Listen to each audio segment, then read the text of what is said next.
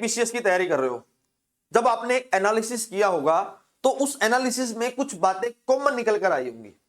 एक तो पेपर का जो स्टैंडर्ड है वो यूपीएससी से भी हाई जा चुका है, और दूसरा जो पॉइंट आपने नोटिस किया होगा कि पेपर लेंथी होता जा रहा है।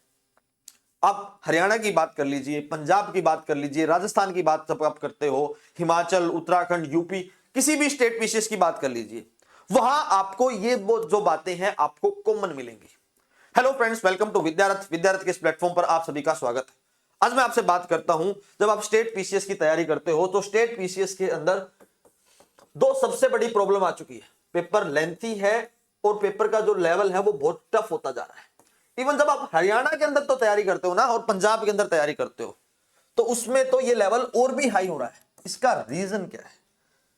क्या स्टेट पीसीएस का लेवल यूपीएससी से भी ऊपर जा चुका है? रीजन ये नहीं है।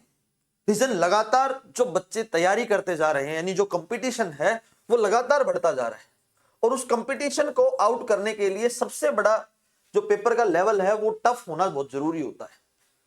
लेकिन सबसे बड़ी बात क्या है, जब किसी बच्चे का यूपीएससी के अंदर नहीं होता ना, वो स्टेट पीसीएस पर निर्भर हो जाता है, और स्टेट पीसीएस उसके लिए आसान रहता है।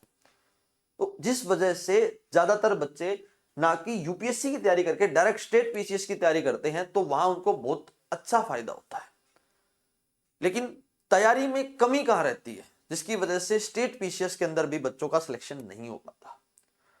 अब आप लोग कुछ पर्टिकुलर पॉइंट को नोटिस कीजिए। जैसे जिस तरीके से 2017, 18, 19, 20 का जो टाइम पीरियड था ना, वहां पर एंशियंट हिस्ट्री के सवाल यूपीएससी के बहुत मुश्किल आते थे, और वहां पर बच्चे ये सोचकर जाते थे, जो एस्पिरेंट थे ये सोचकर जाते थे कि हमें पर्टिकुलर एंशियंट हिस्ट्री पढ़नी नहीं है, क्योंकि वहां से सवाल तो सोल्व होता नहीं। तो वही पैटर्न अब स्टेट पीसीएस के अंदर होता जा रहा है। तो इन सब का क्या सॉल्यूशन है? क्या स्टेट पीसीएस की तैयारी छोड़ दें, या जितना लेंथी पेपर आ रहा है उसको छोड़ दें?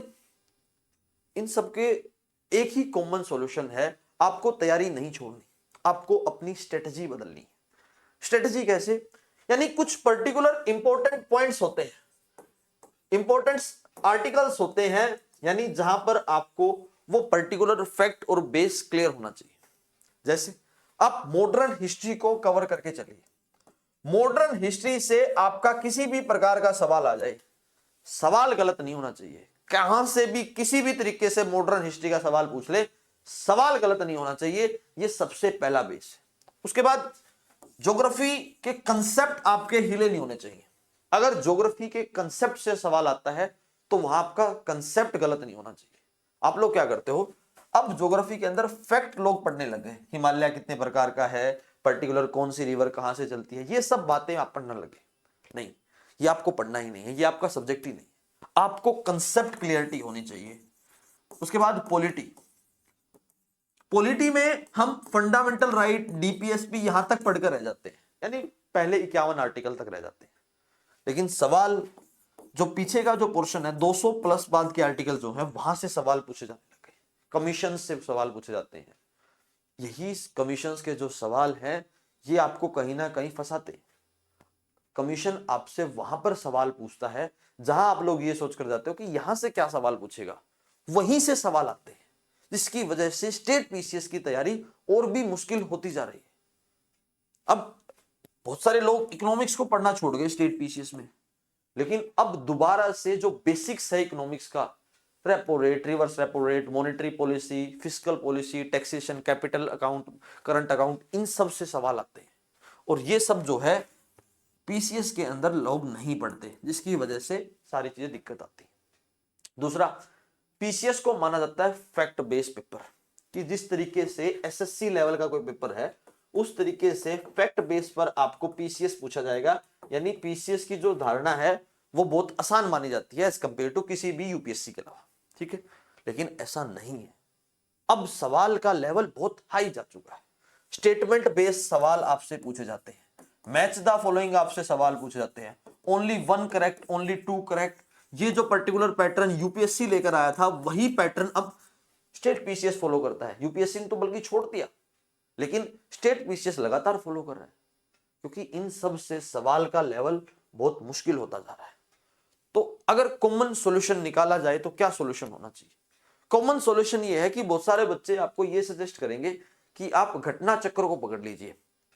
पूर्वालोकन नाम करके एक बुक आती है घटना चक्र की, आप उसको फॉलो कर लीजिए। लेकिन मैं कहूंगा उसको फॉलो मत कीजिए, वो इतना सारा बल्कि मटेरियल है, आप उसको याद ही नहीं कर सकते। मैं आपको इस बात की गारंटी देता हूं, एंशियंट हिस्ट्री, मेडाइवल और मॉडर्न हिस्ट्री की एक बुक है, मेरे पास भी है। उस बुक में लगभग लगभग 850 पेज है और एक पेज पर, हर पेज पर मतलब 50 से ज्यादा फैक्ट है। आप कितने याद करोगे? जब आप इतने याद कर लोगे तो उसके साथ साथ आपको ज्योग्राफी को याद करना पड़ेगा, उसके साथ साथ आपको पॉलिटी को याद करना पड़ेगा। कितना सारा फैक्ट आप याद करोगे? जब तक आप उस पर्टिकुलर सब्जेक्ट पर कमांड नहीं बनाओगे तब तक वो चीजें आपको ऐसे ही परेशान करेगी। आपका प्रीलिम्स हर बार ऐसे ही रहेगा। प्रीलिम्स निकालना चुटकियों का खेल है। जैसे हम लोग 10 तारीख से 10 नवंबर से एचसीएस के लिए तैयारी शुरू कर रहे हैं, लेकिन ये पर्टिकुलर एचसीएस के लिए नहीं है। ये वो तैयारी जो है किसी भी स्टेट पीसीएस के लिए, कोई भी स्टेट पीसीएस अगर आप देना चाहते हो तो उन सब के लिए आप तैयार कर सकते हो। लेकिन उस चुटकियों को, जो प्रीलिम्स है उसको निकालने के लिए आपको मेहनत करनी पड़ेगी। उस मेहनत को दिशा जो है वो विद्यारथ देगा आपकी बार। इसी के साथ साथ अगर आपको ज्योग्राफी ऑप्शनल करना है और ज्योग्राफी ऑप्शनल आप लेना चाहते हो, जैसे हरियाणा के अंदर भी है, राजस्थान के अंदर भी है, पंजाब के अंदर भी है, यूपी के अंदर नहीं है। ऐसा ही उत्तराखंड ने भी कैंसिल कर दिया, लेकिन हिमाचल प्रदेश के अंदर है। ठीक है, आप यूपीएससी की तैयारी कर रहे हो तो आपको ज्योग्राफी ऑप्शनल लेना चाहिए। तो वहां से अगर आप ज्योग्राफी ऑप्शनल करना चाहते हो तो 16 नवंबर से हम आपके लिए लेकर आ रहे हैं। ठीक है, अगर आप एचसीएस के लिए ट्राई कर रहे हो तो आप इस नंबर पर जाकर हमें संपर्क कर सकते हो, आपको कंप्लीट जानकारी यहां से दी जाएगी। लेकिन अब मैं बात करता हूं कि इस पर्टिकुलर प्रॉब्लम को कैसे सोल्व आउट किया जाए। सोल्व आउट करने का सबसे बेस्ट जो तरीका है, कोर एरिया, यानी जो बेसिक्स है। ठीक है, जैसे कि स्वामी विवेकानंद जी ने कहा था, बैक टू द बेसिक्स। ठीक है, बैक टू द बेसिक्स का मतलब यह है कि आप अपने बेसिक्स को पकड़ कीजिए। जब आपके बेसिक्स हिले होते हैं ना, तब आपके लिए दिक्कत बनती है, तब आपके लिए क्वेश्चन सोल्व आउट नहीं होते। बेसिक्स क्लियर कीजिए। बेसिक क्लियर कहां से करोगे? एनसीईआरटी से। लेकिन एनसीईआरटी भी पर्टिकुलर टॉपिक वाइज और पॉइंट वाइज, ना कि ये कि पहला पॉइंट मतलब पहली बुक उठाई और कंप्लीट कर दी, दूसरी बुक उठाई कंप्लीट कर दी, नहीं, ये कोई तरीका नहीं है। जो पर्टिकुलर पॉइंट वहां से पढ़ना चाहिए वहीं से पढ़िए, उसके बाहर से आपको नहीं पढ़ना चाहिए। अगर आपको कोई पॉइंट और टॉपिक नहीं समझ में आ रहा तो पहले किसी टीचर की हेल्प लीजिए, विद्यार्थी की भी आप ले सकते हो, लेकिन उसको समझने के बाद आप पर्टिकुलर पॉइंट पर आइए ताकि आपका बेसिक्स क्लियर हो जाए। अगर आपका एक बार बेसिक क्लियर हो गया तो पीसीएस हो या यूपीएससी हो, कितना बड़ा पेपर दे ले, कितना लेंथी पेपर दे ले, कितना मुश्किल दे ले, आपका प्रीलिम्स नहीं रुकेगा। जब आपके जो बेसिक्स हैं वो हिलते हैं तो आपका प्रीलिम्स भी रुकता है। रही बात करंट अफेयर, अब करंट अफेयर के लिए क्या करें? करंट अफेयर के लिए आप लोग कहोगे कि विजन की किसी भी जो इंस्टीट्यूट है, कोचिंग इंस्टीट्यूट, आप उसको फॉलो कर लीजिए। ठीक है, मैं एक बात कहता हूं, हाँ फॉलो कीजिए, लेकिन ब्लाइंडली आपको किसी के ऊपर ट्रस्ट नहीं करना है। जब आप किसी एक पर्टिकुलर इंस्टीट्यूट या एक पर्टिकुलर कोचिंग या फिर किसी भी एक पर्टिकुलर बुक पर रिलाय करते हो तो आपका मामला हिलता है, यानी आपका प्रीलिम्स क्वालिफाई नहीं होता। अपने सोर्स को एक बनाइए, लेकिन मल्टीपल सोर्स को मिलाकर एक बनाइए, ना कि मल्टीपल जो बातें हैं, एक बात जो है मल्टीपल सोर्स से पढ़े। मल्टीपल सोर्स से एक सोर्स बनाइए, वो आपको रिजल्ट देगा। मिलते हैं आपसे नई वीडियो में, जहां मैं आपको बताऊंगा कि ऑप्शनल को चूज करने में आपको कौन कौन सी बातों का ध्यान रखना चाहिए ताकि आपका प्रीलिम्स क्वालिफाई हो, आपका मेंस क्वालिफाई हो और आप अधिकारी बने। एक बात याद रखना, मैं बहुत बार पहले भी बोलता हूं, अधिकारी बनने के लिए अधिकारी जैसी सोच आपको रखनी पड़ेगी ताकि आप अधिकारी बन पाओ।